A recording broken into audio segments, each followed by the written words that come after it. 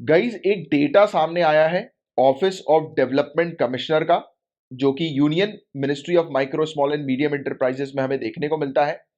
तो इन्होंने बताया कि महाराष्ट्र जो है गाइज वो टॉप नंबर 1 पर है micro small and medium enterprises के मामले में, कि जो एंटरप्रेन्योर्स जो शेड्यूल कास्ट से बिलोंग करते हैं और जिनकी एमएसएमई है, micro small and medium enterprises है, तो उसमें सबसे टॉप पर महाराष्ट्र है। मतलब कि शेड्यूल कास्ट के एंटरप्रेन्योर्स सबसे ज्यादा मात्रा में महाराष्ट्र में हम लोग को देखने को मिलते हैं। टोटल जो एंटरप्राइज है महाराष्ट्र के अंदर जिसकी ओनरशिप शेड्यूल कास्ट के सिटीजन के पास है, तो वो है 96,805। 96,805 हम लोग को इंटरप्राइज जो है वो देखने को मिल रही है महाराष्ट्र के अंदर। फिर तमिलनाडु के अंदर 42,997 इंटरप्राइज है।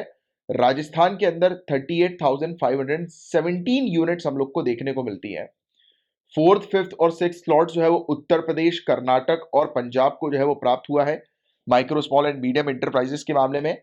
और 23 जनवरी 2022 तक जो शेड्यूल कास्ट ओन्ड इंटरप्राइजेस जो है ऑल इंडिया लेवल पर वो 4,53,972 है, जिसमें माइक्रो इंटरप्राइजेस 4,50,835 है और स्मॉल इंटरप्राइज 3,004 है और मीडियम इंटरप्राइज 133 हम लोग को देखने को मिल रही है। और नेशनल लेवल पर जनरली इंटरप्राइजेस जो है जो शेड्यूल कास्ट के द्वारा या शेड्यूल कास्ट एंटरप्रेन्योर्स के द्वारा जो है वो ओन की गई है, वो overall micro small and medium enterprises का 6% है। तो आप कह सकते हैं कि नेशनल लेवल पर एमएसएमई जिसकी ओनरशिप शेड्यूल कास्ट एंटरप्रेन्योर्स के पास है वो 6% है टोटल नेशनल लेवल के कंपैरिजन में, यानी कि टोटल जितनी भी इंटरप्राइजेस है उसका 6% शेड्यूल कास्ट एंटरप्रेन्योर्स के पास एंटरप्राइज हम लोग को देखने को मिलती है।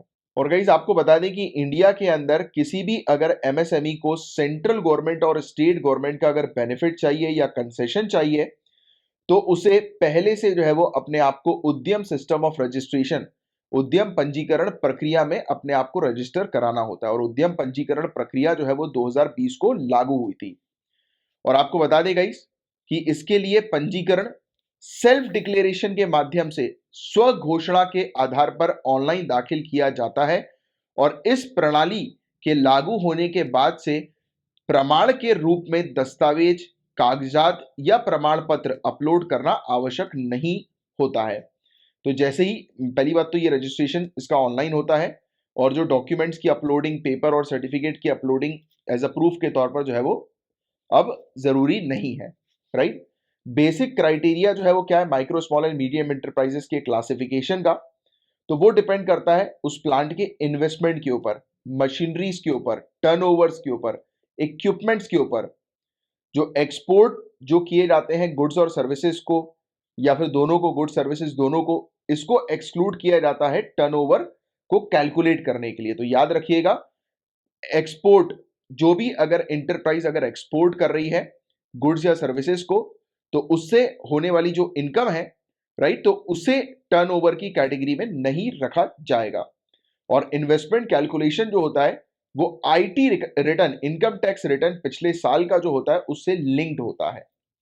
और चैंपियंस कंट्रोल रूम पूरी कंट्री के अंदर बनाए गए हैं जो कि लीगली रिस्पॉन्सिबल है एंटरप्रेन्योर्स के रजिस्ट्रेशन के लिए और रजिस्ट्रेशन के बाद एंटरप्रेन्योर्स की डॉक्यूमेंटेशन से रिलेटेड हेल्प करने के लिए चैंपियंस कंट्रोल रूम। तो ये चीज आप थोड़ी सी ध्यान में रखिएगा। और इन उपायों का महत्व और प्रभाव जो है वो क्या है, तो ये जो उपाय हैं, मेजर्स हैं, ये completely micro small and medium enterprises के वर्क को चेंज कर रही है और इंश्योर कर रही है कि micro small and medium enterprises जो है वो कंपीट कर सकें ग्लोबल लेवल पर और नए नए एंटरप्रेन्योर जो है वो मार्केट में उतर कर आए। और ये इंटरप्राइजेस जो है गाइस, ये बहुत ही ज्यादा इंपॉर्टेंट भी है हमारी कंट्री की वी शेप्ड रिकवरी के लिए, क्योंकि आप जानते हैं गाइस कि एमएसएमई में बहुत ज्यादा workers, micro small and medium enterprises में बहुत ज्यादा वर्कर्स इन्वॉल्व है।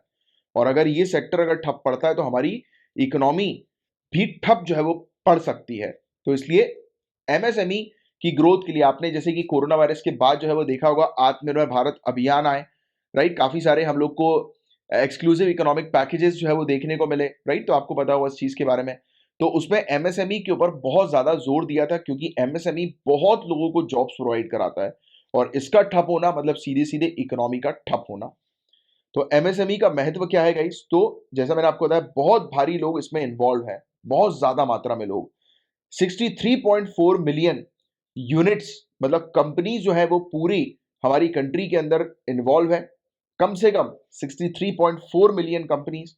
और एमएसएमई कंट्रीब्यूट करता है अराउंड 6.11% मैन्युफैक्चरिंग का जीडीपी में, और 24.63% सर्विस एक्टिविटीज का जीडीपी में इसका कंट्रीब्यूशन है, एज वेल एज 33.4% इंडिया के मैन्युफैक्चरिंग आउटपुट में भी इसका योगदान हम लोग को देखने को मिलता है, राइट।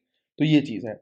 इसके अलावा एम्प्लॉयमेंट 120 मिलियन के आसपास लोगों को प्रोवाइड कराता है एमएसएमई, और कंट्रीब्यूट करता है ओवर अराउंड 45% ओवरऑल एक्सपोर्ट का इंडिया से एमएसएमई। तो एमएसएमई के पास ह्यूज पोटेंशियल है। अगर इस सेक्टर को कुछ होता है तो इकोनॉमी ठप पड़ने की संभावना जो है वो हो सकती है। एंड अबाउट 20% एमएसएमई जो है वो रूरल एरियाज में है, तो ये वाला पॉइंट भी ध्यान में रखिएगा, जो कि इंडिकेट करता है रूरल वर्कफोर्स के डेवलपमेंट में, राइट, कि एमएसएमई सेक्टर के अंदर ऑब्वियसली बात है रूरल एरियाज के गांव क्षेत्र के लोग इन्वॉल्व है, तो गांव के डेवलपमेंट के लिए भी एमएसएमई का एक बड़ा योगदान भी हम लोग को देखने को मिलता है। तो अगर एमएसएमई से रिलेटेड आपके पास अगर कोई क्वेश्चन पूछे जाए, तो आप ये बिल्कुल फैक्ट जो मैंने आपको बताए हैं कि इतने ज्यादा लोग इन्वॉल्व है, इतना जीडीपी में कंट्रीब्यूशन है, ये सब आप जरूर जो है वो बताइएगा। वी शेप रिकवरी के लिए बहुत इंपॉर्टेंट है, तो ये जरूर मेंस के आंसर में जो है वो आपको लिखना ही है। और बेसिक क्राइटेरिया क्या है एमएसएमई के लिए, क्लासिफिकेशन के लिए, तो वो मैंने अभी आपको फैक्ट्स बता दिए। तो ये सब फैक्ट्स थोड़े से इंपॉर्टेंट है, ये मेंस के आंसर में भी आप लिखेंगे तो बहुत अच्छा आंसर आपका बनेगा, ठीक है।